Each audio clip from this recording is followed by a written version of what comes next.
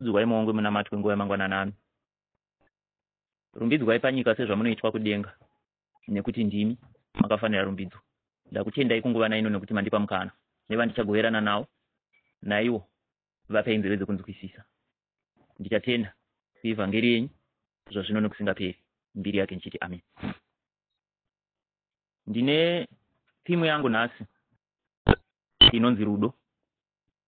Ndo timu yangu rudo. Saka kuti ndibatsirike ndichamanya kune tsamba iri kuna Korinto yekutanga keichini. Musoro wamazwi uripo unoti kunaka kworudo.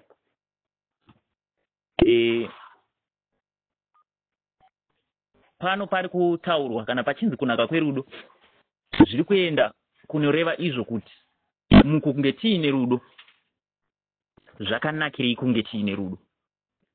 Saka rudo rwacho chii? Rudo ndiani? Saka ini pakunzwisisa kwangu, rudo ndiye Kristu. Mukunge tiina Kristu tava nerudo. Saka hwani yacho inotaura ichiti kunyange tikataura nendimi, ndikataura nendimi dzavanhu nedzavatumwa, ndisino rudo ndava sendarira dzinorira nedare rinongoti ngwerengwere. Kunyange ndine chipo chokuprofita, ndichinzwisisa zvakavanzika zvose nokuziva kwose, kunyange ndino kutenda kwose kuti ndibvise makomo, ndisino rudo handizi chinhu. 3 inoti kunyange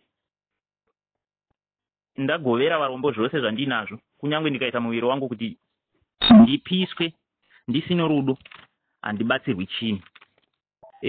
Pane mashoko ari kutaurwa panapa mutsamba yandiri kuverenga, ari kutaura zvenhau yerudo. Asi tikabvunzana pano kuti rudo chii, ndinonzwa vazhinji vachitaura kuti rudo haruna manyawi, rudo munhu akazvipavira kana kuti rune mwoyo murefu. Asi ndikazvitarisa izvozvo, ndinoona kuti mhinduro dzevanhu dzinobata zvibereko zverudo, kwete rudo rwacho. Asi kuti tigozogona kuruona kuti rudo panyama, tinenge taona zvibereko. Saka kune nyaya yerudo rusingagone kuonekwa panyama, asi ruri rudo.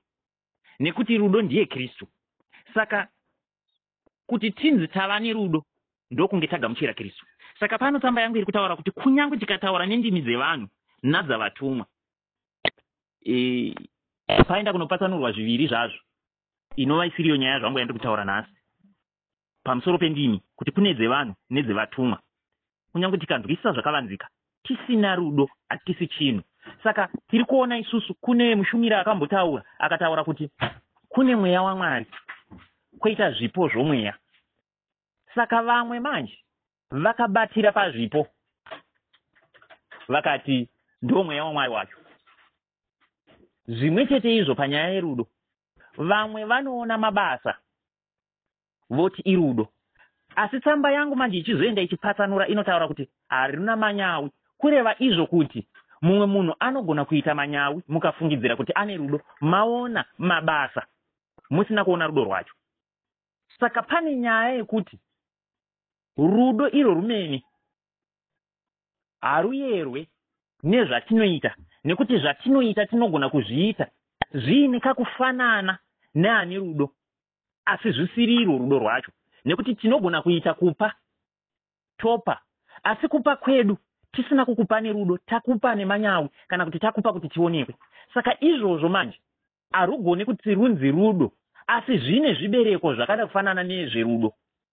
Saka kana taakubvunzana kuti rudo chii, rudo ndiKristu. Zvatinoona isusu tichitaura kuti ayo munhu anonzi ane rudo, munhu akapfava, munhu munyoro, kune vakapfava vasina Kristu, kune vanopa vasina Kristu, kune vanoitira vaeni zvakanaka asi vasina Kristu, vachizviitira nenhau yekuti ndikasavaitira ini ndikazoenda kwavo havandiitiri. Nhasi uno kune ndingape mufananidzo wemunhu akaroorwa muroorwa anenge ari mumusha, anogona kuita mabasa anotariswa nevanhu sekuti akanaka, wokunzi muroora uyo hanyime, anoita mabasa ake, anoita chinoti nechinoti, asi izvi haasi kuzviita nekuda kwerudo, ari kuzviitira kuti awane nzvimbo maakagara. Saka iroro harigoni kuverengwa richinzi rudo. Mabasa akada kufanana nani rudo. Ndizvo mukadzokera Kristu manje achienda kunotaura kuti nenguva iyoyo ndichatidzokerai kwamaitira mabasa enyu. Panoenda kunopatsanura nhau yandiri kutaura pano kuti mabasa nerudo rwacho zvakasiyana. Tinogona kuwana zvibereko zvechakanaka, isu chakanaka chacho tisina. Sei ndichidaro? Zvinoda kuenda kunofanana nechakanaka asi hachisiricho, nechikonzero chekuti zvatinenge tichichiitira ndo zvinotariswa naKristu, kwete zvataita.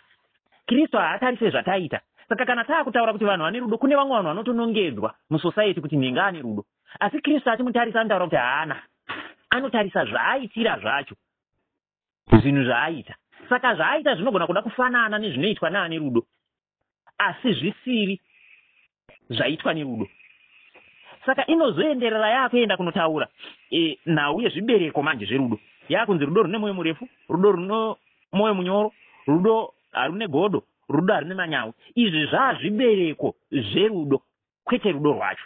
Izvozvo zvimwe chete munogona kuzviwana kuna asina kugamuchira Kristu, aine mwoyo munyoro, asina godo nai. Asi makada kucherechedza zvaanozviitira zvekuva nemwoyo murefu, anogona kuitira mwoyo murefu nekuti ane chaari kuda kubhenefita. Saka zvimwe zvatinonongedza kuti rudo harusi rudo. Chinonzi rudo ndiKristu. Nhau iyi ndinoifananidza nenyaya yekutenda. Chinonzi kutenda chii? Vamwe vanotaura kuti kutenda mabasa, asi ini ndinotaura kuti mabasa chibereko chekutenda. Tinozviwana mukunge tatenda. Saka chinotanga kutenda kugutsikana nechatisina kuona. Asi ini ndinoipatsanura ndichiti chinonzi kutenda chinoitika munyika yemweya, zvibereko zvacho zvinozooneka munyika yenyama. Saka kutenda kunotangira munyika yemweya, kozozvara zvibereko zvinoonekwa munyika yenyama. Nekuti mabasa manje anoda kuti nyama iite kuti zvigone kuonekwa nevanhu kuti ndizvo. Saka nhau yekutenda ndiri kuifananidza nenhau yerudo, nenhau yekuti zvinhu zviviri izvi manje zvinoenda kunopatsanurwa, zvakada kuenda kunofanana nekuti vanhu vanotarisa zvibereko. Saka hatigoni kuva nezvibereko tisati tadyara. Chatinotanga kuita kudyara. Saka chinonzi kutenda kana kuti rudo ndicho chakapinda mumunhu, chinotanga chaitika munyika yemweya. Kana chinge chaitika munyika yemweya, chinhu chinonzi kutenda chinozopa zvibereko munyika yenyama. Ndo patinoona kuti mhodzi yatakadyara ndeye mapunde here kana kuti ndeye zviyo. Mukunge yava nezvibereko kunze ndo patinokwanisa kuti tizive. Asi patakadyara zvaive nekakuda kufanana kuti mapunde kana kuti zviyo. Saka nyaya ndiri kuda kuedza kupatsanura ndeyekuti pane nhau inonetsa vazhinji yekupatsanura chibereko chechinhu nemhodzi yakadyarwa. Taakutarisa dzinde nemhodzi yakadyarwa zvinoenda kunosiyana, nekuti mukadyara chibage makazvitarisisa pachinozomera hakumere mhodzi, kunomera dzinde. Mazvona. Saka chinonzi kutenda imhodzi, dzinde manje ndo chazobuda pakutenda, ndo muviri uchazopa zvibereko zvatichazoona nai. Saka vamwe vanotaura kuti mhodzi kana ichinge yazotunga inouya nemuviri. Saka muviri uye ndo watiri kutaura sekuti nyama inozopa zvibereko. Saka nhau yangu ndiri kuedza kutaura kuti panotaurwa kunzi rudo paipai, vazhinji vanobatira kumabasa. Unonzwa vazhinji vachipupura kuti nenge ane rudo, nenge ane rudo, kana kuti nenge anotenda, anonamata chaizvo. Zvatinoenda kunotarisa zvibereko harusiriro rudo rwacho,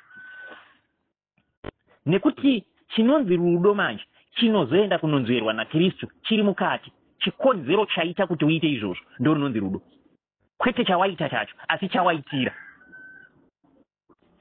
Saka nhau iyi inoenda kunotiremea hama dzangu zvishoma pakunoinzwisisa, nechikonzero chekuti hatigone kuti tizvibate kana tiri munyika yemweya kuti chinombonzi rudo chii kana tisati tanzwisisa anonzi rudo wacho.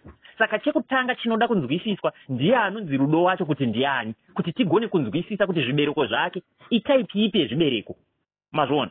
Uyezve pakutarisa zvibereko, kazhinji zvibereko zvinotirasisa nenhau yekuti kunyange muti unovava unobereka zvibereko zvinooneka kunze kuti zvakanaka, asi unogona kutongozviziva mukunge wadya chibereko chacho, asi pakuchiona chakarurama.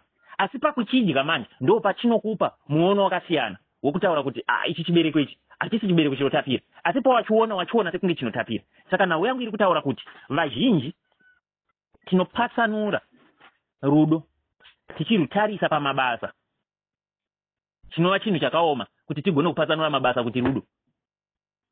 Saka zvimwe zvese zvatinotarisa tichiona tichitaura kuti ndo rudo, zvibereko zverudo.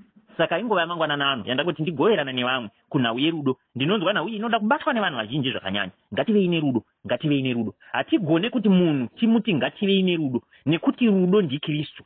Saka munhu mukunge tataura topiki yerudo hazvigone kuti mumbunyikidze munhu kuti ivai nerudo, nekuti chinhu ichi chinoberekwa mumweya. Munhu wamunozoona aine zvibereko zverudo anenge asangana naye. Saka chekutanga chamunofanira kuita hakusi kuudza vanhu kuti ivai nerudo, asi kuvapa rudo rwacho vanhu vaKristu. Kana mavapa rudo kwakureva kuti zvibereko zvichabuda mavari ndezverudo. Ndo pamunozowana paipai mwoyo murefu, ndo pamunozowana tsitsi, ndo pamunozowana munhu asina manyawi, nekuda kwokuti madyara modzi yakanaka. Rugare rwaKristu rwuve nesu. Ndichakutendai kunguva yakadai. Nguva dzangu ndo dzamanya, asi nhau yandanga ndiinayo yanga iri nhau badzi yekuti tive nerudo. Uyezve rudo chii, tinorwana sei, nekuti yatoenderera ikataura kuti kunyange tikaprofita, kunyange tikaona zvakavanzika, tisine rudo. Zvaakureva izvo kuti zvimwe zvese izvi zvipo zvinogona kupiwa mumunhu. Ndosaka makaona Jeremia akazivikanwa akaitwa muprofita asati abuda mudumbu. Kureva kuti chiprofita muna Jeremia chakagara chirimo asati agashira Kristu. Kristu orugare ngaatigonese, ngaatiitire nyasha. Nekuda kwenguva ndinoti itirwai zvakanaka. Amen. Rumbidzwai muongwe munamatwe nguva yamangwananano.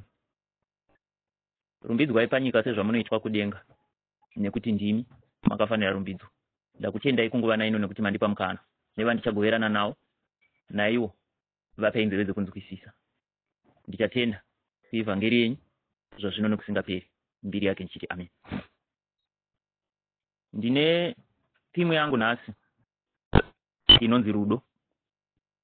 Ndo timu yangu rudo. Saka kuti ndibatsirike ndichamanya kune tsamba iri kuna Korinto yekutanga teichimi.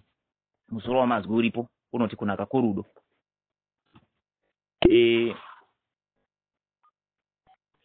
Pano pari kutaurwa kana pachinzi kunaka kwerudo, zviri kuenda kunoreva izvo kuti mukunge tiine rudo zvakanakirei kunge tiine rudo. Saka rudo rwacho chii? Rudo ndiani? Saka ini pakunzwisisa kwangu rudo ndiye Kristu. Mukunge tiina Kristu tava nerudo. Saka wani yacho inotaura ichiti kunyange tikataura nendimi, ndikataura nendimi dzavanhu nedzavatumwa, ndisino rudo ndava sendarira dzinorira nedare rinongoti ngwerengwere.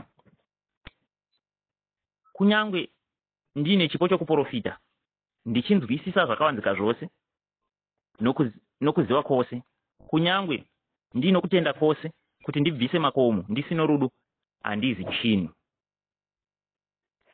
Tiri inoti kunyange ndagovera varombo zvose zvandinazvo, kunyange ndikaita muviri wangu kuti ndipiswe, ndisino rudo handibatsirwi chinhu. Pane mashoko ari kutaurwa panapa mutsamba yandiri kuverenga, ari kutaura zvenhau yerudo. Asi tikabvunzana pano kuti rudo chii, ndinonzwa vazhinji vachitaura kuti rudo haruna manyawi, rudo munhu akazvipavira kana kuti rune mwoyo murefu. Asi ndikazvitarisa izvozvo ndinoona kuti mhinduro dzevanhu dzinobata zvibereko zverudo kwete rudo rwacho. Asi kuti tigozogona kuruona kuti rudo panyama tinenge taona zvibereko. Saka kune nyaya yerudo rusingagone kuonekwa panyama asi ruri rudo, nekuti rudo ndiye Kristu. Saka kuti tinzi tava nerudo ndokunge tagamuchira Kristu. Saka pano tsamba yangu iri kutaura kuti kunyange tikataura nendimi dzevanhu nadzavatumwa, paenda kunopatsanurwa zviviri zvazvo, inova isiriyo nyaya zvangu yandiri kutaura nhasi pamusoro pendimi, kuti kune dzevanhu nedzevatumwa. Kunyange tikanzwisisa zvakavanzika, tisina rudo hatisi chinhu. Saka tiri kuona isusu kune mushumira akambotaura akataura kuti kune mweya waMwari kwoita zvipo zvomweya. Saka vamwe manje vakabatira pazvipo vakati ndo mweya waMwari wacho. Zvimwe chete izvo panyaya yerudo, vamwe vanoona mabasa voti irudo. Asi tsamba yangu manje ichizoenda ichipatsanura inotaura kuti harina manyawi, kureva izvo kuti mumwe munhu anogona kuita manyawi mukafungidzira kuti ane rudo, maona mabasa musina kuona rudo rwacho.